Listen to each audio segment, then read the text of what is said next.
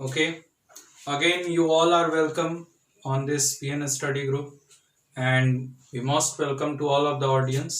मैं आप सभी का स्वागत करता हूं क्योंकि आपके जरिए ही हमारा चैनल जो है उन बुलंदियों पर एक ना एक दिन पहुंचेगा जिस दिन की हमें दरकार है। हम उस दिन को हमेशा बेसब्री से इंतजार करते हैं कि आपके कमेंट्स, आपके लाइक, आपके शेयरिंग और आपके सब्सक्रिप्शन से हम उस बुलंदियों तक पहुंचेंगे। बट इन बुलंदियों को पहुंचाने से पहले हम लोग ये जान लें कि the fundamental thing is that the most particular thing, the most fundamental thing is our basic study which we provide to you. ठीक है, जो हम लोग आपको प्रदान करते हैं वो ही इसकी नींव है। That is the foundation of all. तो कहने का मतलब ये है कि आज हम लोग उस टॉपिक पे चलेंगे जिस टॉपिक पर हम लोग उस दिन ड्रॉप किए थे क्लासेस को, और वो टॉपिक था कि किस तरीके से हम मैटर का डिवीजन करते हैं। तो मैटर का बेसिक डिवीजन जो है, ठीक है, मैटर मैटर का बेसिक डिवीजन जो है दो पार्ट में होता है। That is first is fluid and the second is solid. अब बहुत से लोग इस चैप्टर को बहुत इजीली पढ़ लेते हैं, समझते हैं कि इस चैप्टर में कुछ है ही नहीं। इस चैप्टर में बहुत कुछ है और जो चीज हम आपको बताएंगे उस चीज से आपको ये पता चल जाएगा कि क्या क्या है। ठीक है, तो मैंने अभी आपको बताया कि matter is divided in two categories, that is fluid and solid. Fluid is further divided into two category, that is liquid and the second is gas. अब देखिए, समझिए फ्लूइड क्या है, सॉलिड का डिफिनीशन क्या होगा, फ्लूइड का डिफिनीशन क्या होगा। तो सॉलिड को हम लोग कहेंगे the matter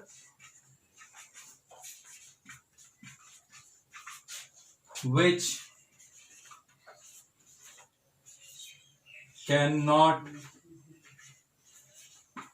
flow on the surface, the matter which cannot flow on the surface। बस, बहुत से लोग कहते हैं कि रिजिड होता है, तो इनकॉम्प्रेसिबल होता है, दबा नहीं सकते हैं, बहुत रिजिड है, ठीक है, या कॉम्पैक्टिबल होता है, ठीक है, यानी बहुत जटिल होता है। ऐसा कुछ नहीं है। हाथ में स्पॉन्ज ले लीजिए, स्पॉन्ज को दबाइए, स्पॉन्ज भी तो सॉलिड है। स्पॉन्ज सॉलिड नहीं है, स्पॉन्ज भी सॉलिड है, लेकिन दबाइएगा हाथ में तो फिर से वो उसी रूप मतलब दब जाएगा और फिर छोड़ दीजिएगा तो रिवर्सिबल हो जाएगा, फिर से वो ओरिजिनल फॉर्म में आ जाएगा। तो इसका मतलब क्या है, इसका मतलब आपका थ्योरी गलत हो गया।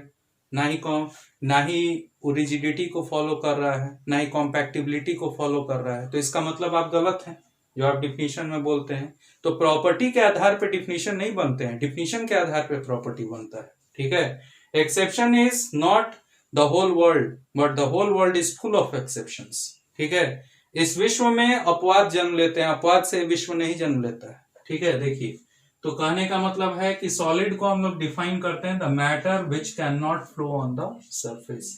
फ्लूइड को हम लोग कहते हैं, फ्लूइड जस्ट इसके डिफर हो जाएगा, थोड़ा सा अंतर में आ जाएगा। देखिए, इसका डिफिनीशन यहां हम पॉइंट आउट कर देते हैं। द मैटर, आज और साइज बड़ा कर दिए हैं अपने लेटर्स का। The matter which can flow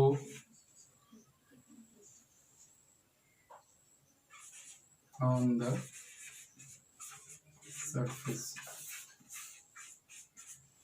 the matter which can flow on the surface is called fluid. Okay, now if we define liquid and gas, तो what we will call liquid को क्या कहेंगे, तो लिक्विड बेटा देखिए, आप सभी ध्यान दीजिएगा कि लिक्विड को हम लोग क्या कहते हैं, तो कहेंगे कि द सबस्टेंस या द फ्लूइड, ऐसे कहिए, the fluid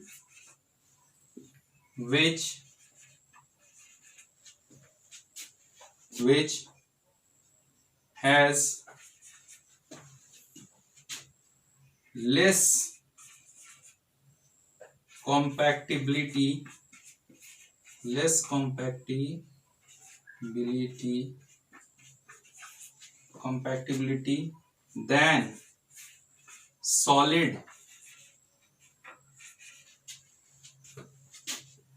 solid is called liquid. अब आप कहेंगे कि अरे भाई आप ये जो डिफिनीशन तैयार किए हैं इसमें सॉलिड से कॉम्पैक्टिबिलिटी से तुलना क्यों कर रहे हैं? What is compactibility? यहाँ पे कॉम्पैक्टिबिलिटी वर्ड का मतलब क्या हो गया? तो देखिए हमने कह दिया है, पहले ही हमने इसको इंक्लूड कर दिया क्योंकि इस कैटेगरी का ये मेंबर है, the fluid which has less compactibility than solid. ठीक है, देख रहे हैं सभी लोग, than solid is called liquid. ठीक है, यानी वो फ्लूइड जिसकी कॉम्पैक्टिबिलिटी सॉलिड से कम होती है. हम सॉलिड से तुलना करते हैं लिक्विड की गैस से तुलना नहीं करेंगे क्योंकि गैस उसके बाद आता है. जब स्टेट लिक्विड चेंज करेगा, यानी कोई भी लिक्विड अपना स्टेट चेंज करेगा तभी गैस बनेगा. ठीक है, और बहुत कम एग्जाम्पल्स हैं जिसको हमको आगे पढ़ना है कि कुछ ही ऐसे सॉलिड्स हैं जो कि डायरेक्टली गैस के फॉर्म में चेंज कर जाते हैं. ठीक है, तो वो प्रोसीजर अलग है, लेकिन ये प्रोसीजर अक्सर आप देख सकते हैं, अपने आसपास देख लीजिए. वाटर क्या करता है? वाटर को गर्म करिएगा बहुत ज्यादा, if you go just about 1250 degree Celsius, 250 degree Celsius चले जाएं या 100 डिग्री से ऊपर जाने लगे, तो व्हाट यू विल सी? आप क्या देखेंगे? You will see the vapours will come out of that liquid. उस लिक्विड से आपको बाहर वेपर दिखाई पड़ेगा, जो आता हुआ बाहर दिखाई पड़ेगा. क्यों?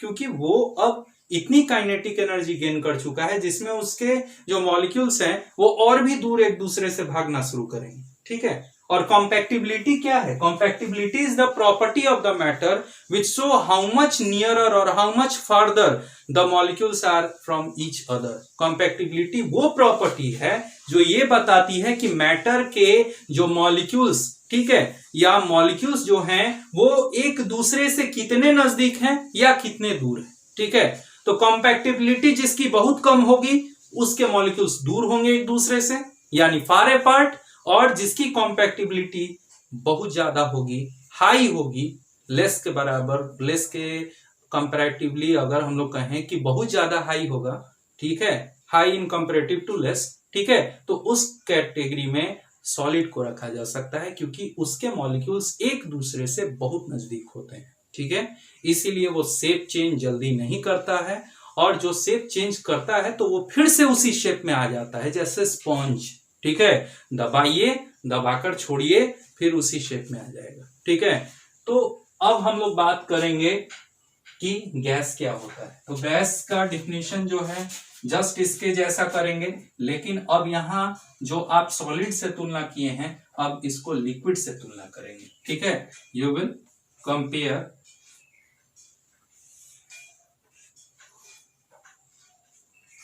the fluid which has more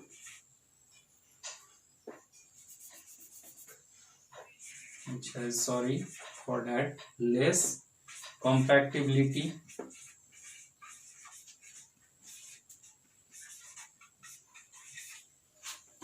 has less compactibility than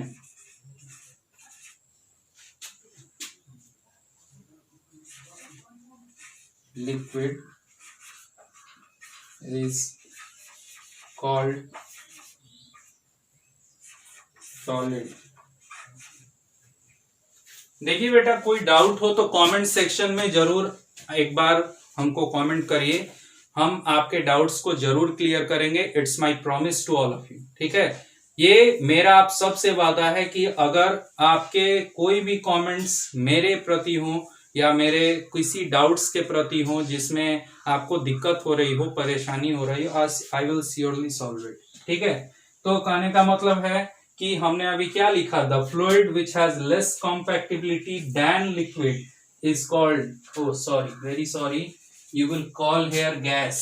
Okay, not solid, gas. Okay, now it is perfect. अब ये perfect है.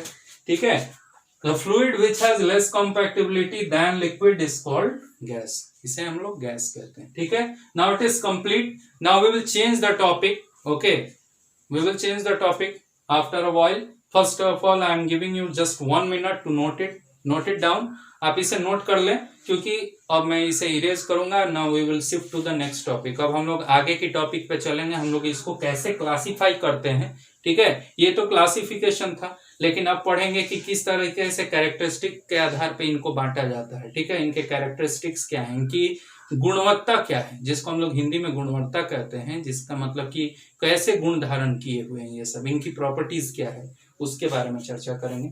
Okay, just wait for a while. आप सबने वो चीजें नोट कर ली जो चीजें मैंने पीछे छोड़ी थी ब्लैक बोर्ड पे। ठीक है, sorry not black board, white board, we will correct our word. ठीक है, तो हमने जो व्हाइट बोर्ड पे आपके लिए छोड़ा था वो आप सभी ने नोट कर लिया, क्योंकि उसी के लिए मैंने 1 मिनट का रिलैक्सेशन दिया था आप सभी को। ठीक है, अब हम लोग देख रहे हैं सामने कुछ लिखा हुआ है कि properties for differentiation in states of matter. ठीक है, यानी कहने का मतलब ये है कि किन प्रॉपर्टीज के आधार पे हम मैटर के जो पार्ट्स हैं, यानी जो मैटर के अलग अलग स्टेट्स हैं, जो कि अभी मैंने आपको बांट कर दिखाएं, उनको कैसे अंतर करेंगे, यानी डिफरेंशिएट कैसे करेंगे, यानी सबको अलग अलग कैटेगरी में किस प्रॉपर्टी के बेसिस पे बांट सकते हैं। यानी ऐसा क्या पॉइंट है जिससे हमें उन दोनों, यानी 3 जो अलग अलग हैं, ठीक है, समझिए 3 जो अलग अलग हैं, सॉलिड, लिक्विड, गैस, जो फाइनली डिवाइड हो जाते हैं, तो इन तीनों को कैसे अलग अलग कैटेगरी में किस प्रॉपर्टी के आधार पर डिफरेंशिएट करेंगे, यानी अंतर, उनमें अंतर दिखाएंगे। ठीक है, देखिए, तो पहला है वॉल्यूम। ठीक है, वॉल्यूम क्या होता है, तो वॉल्यूम देखिए बेटा, आप सभी समझ जाइए, क्योंकि वॉल्यूम सिर्फ एक ही चीज के लिए नहीं पढ़ना है, साइंस की थ्योरी के लिए ही नहीं पढ़ना है। वॉल्यूम तो सबसे ज्यादा जरूरत आपको मैथमेटिक्स में भी पड़ेगा। मेंसुरेशन पढ़ते हैं आप लोग, तो उसमें वॉल्यूम की जरूरत पड़ती है, क्यूबॉइड का वॉल्यूम, क्यूब का वॉल्यूम, सिलेंडर का वॉल्यूम। तो वॉल्यूम ये निकालते हैं, तो ये कहां से आता है, ये मैथमेटिक्स से भी जुड़ जाता है। एक्चुअली वॉल्यूम है क्या, ये वॉल्यूम होता क्या है, तो the material required to make a matter is called its volume. यानी टोटल मटेरियल जितना एक मैटर को बनाने में लगा है, वही उसका वॉल्यूम है।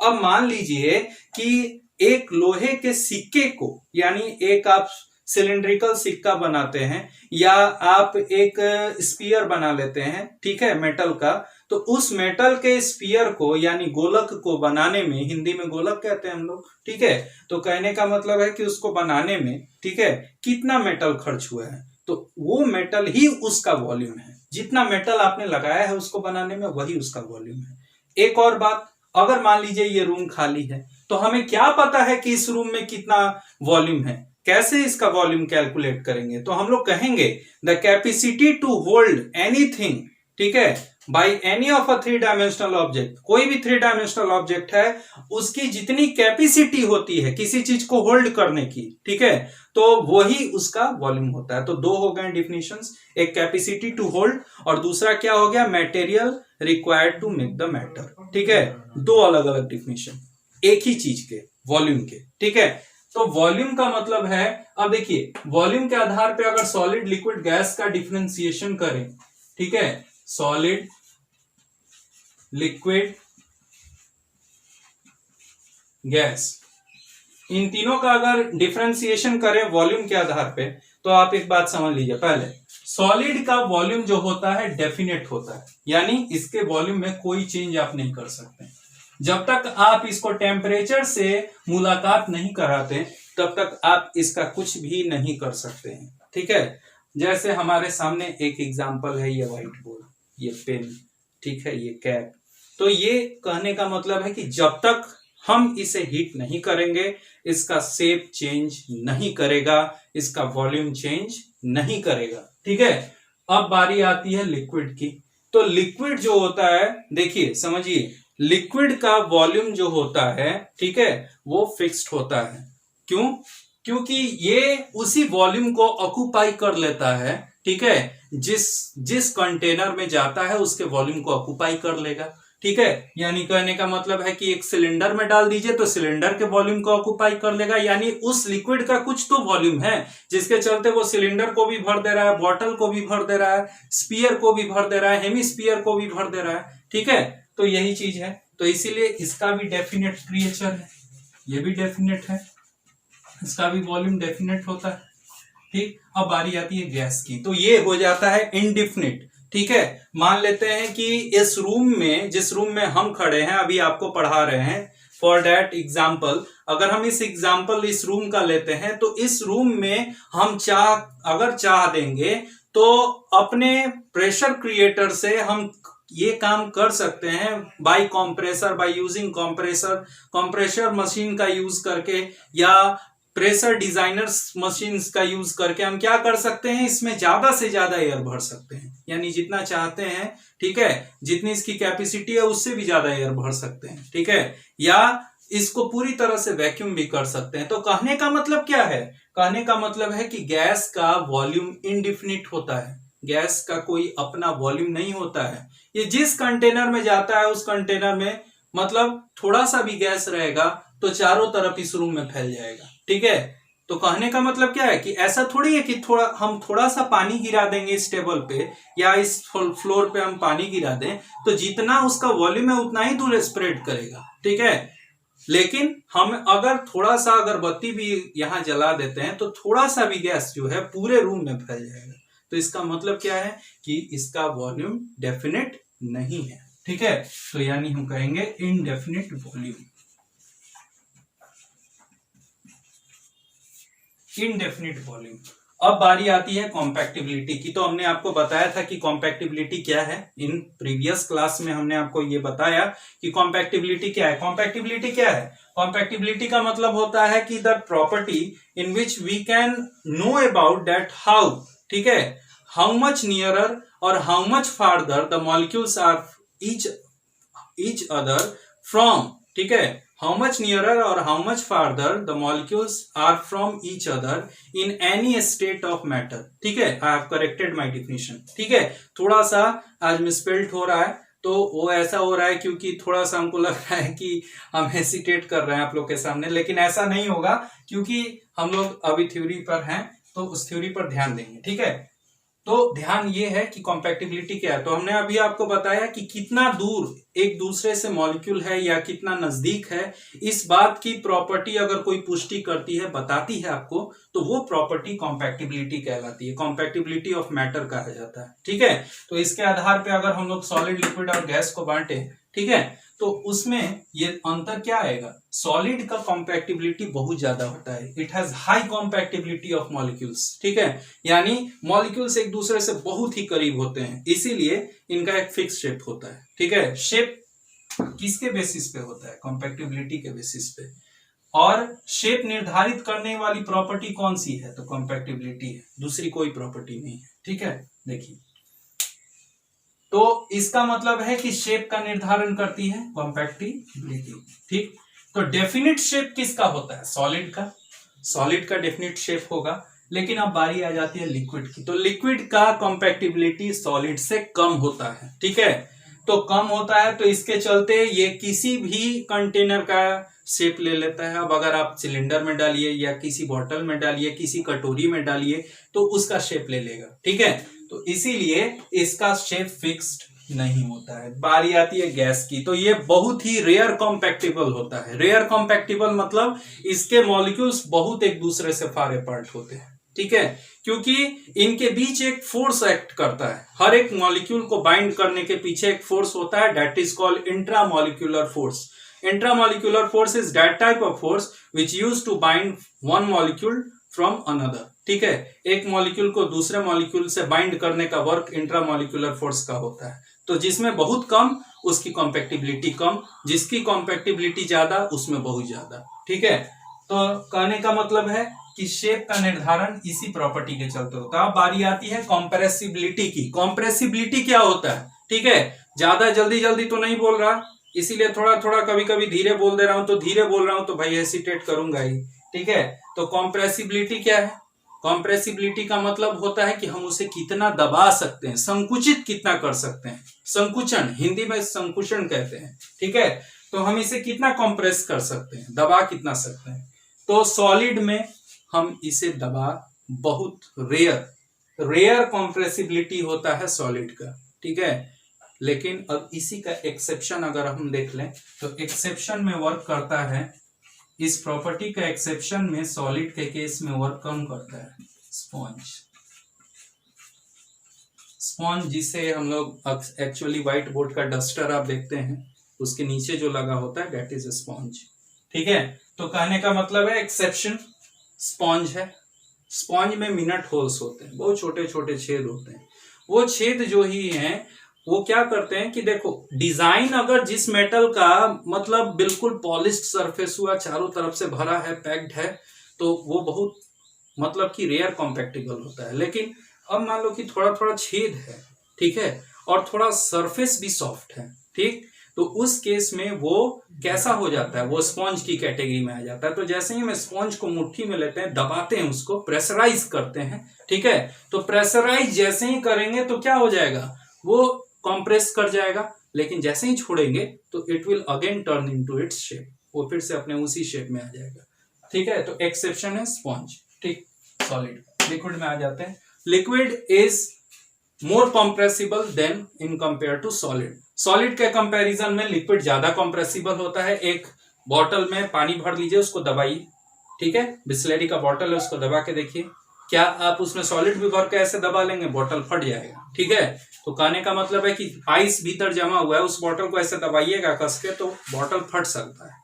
लेकिन पानी के बॉटल को हम दबा सकते हैं, थोड़ा बहुत दबा सकते हैं, ठीक है, क्योंकि सॉलिड से ज्यादा कंप्रेसिबल होता है। अब बारी आती है गैस की।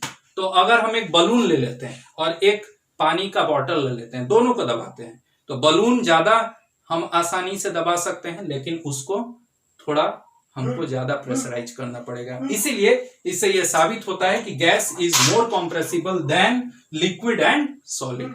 सॉलिड और लिक्विड दोनों से ही सबसे ज्यादा कंप्रेसिबल कौन होता है, गैस होता है, ठीक। बारी आती है रिजिडिटी की। रिजिडिटी क्या है, रिजिडिटी का मतलब होता है कि कितना कठोर, हार्डनेस, ठीक है। हार्डनेस वर्ड जो है वो रिजिडिटी को रिसेंबल करता है, रिसेंबल का मतलब दर्शाता है, ठीक है। तो हार्डनेस की थ्योरी जो है रिजिडिटी से आती है। तो रिजिडिटी का मतलब क्या है कि कितना कठोर है। तो जिसके इंट्रामोलिकुलर फोर्स, जिसके मॉलिक्यूल्स के बीच में ज्यादा होंगे, जो ज्यादा इन तीनों चीजों में अव्वल होगा, ऊपर होगा, उसको हार्डनेस की प्रॉपर्टी ज्यादा फॉलो करनी होगी। तो इसीलिए सॉलिड जिसका डेफिनिट वॉल्यूम हो, कॉम्पैक्टेबल ज्यादा हो, कंप्रेसिबल कम हो, ठीक है, तो that will follow the most rigid property. That's why the solid are rigid in nature, इसीलिए कठोर होते हैं। लिक्विड आ जाता है तो लिक्विड में वॉल्यूम भी डेफिनिट है, वॉल्यूम डेफिनिट है, कॉम्पैक्टेबल थोड़ा सॉलिड से कम है, कंप्रेसिबल ज्यादा है सॉलिड से। तो उस केस में इसकी हार्डनेस कम हो जाती है, बहुत ही कम हो जाती है in compare to what, solid.